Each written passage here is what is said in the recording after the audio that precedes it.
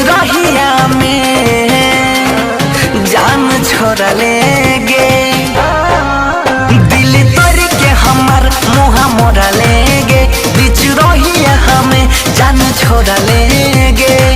तब से आदत खराबी हो गया, जीने का आदत खराबी हो गया। मैं शराबी हो गया,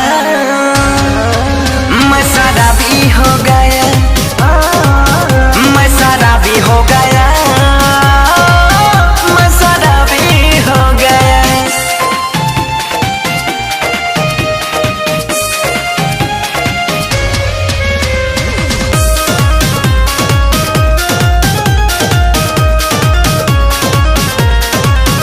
मैं शराबी हो गया, मैं शराबी हो गया। समझ गेलियो सब तोर खेला, देख लियो प्यार गे, कितना कहै छी प्यार गे।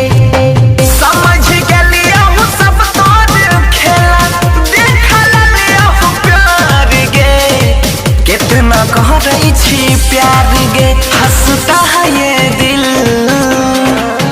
जब रोता है, रो कर ये कभी ना सोता है। हंसता है ये दिल जब रोता है, रो कर ये कभी ना सोता है। तोरा बातों सारे के दाबी हो गया, तोरा बातों सारे के दाबी हो गया। मैं शराबी हो गया रे, मैं शराबी हो गया, मैं शराबी हो गया, मैं शराबी हो गया।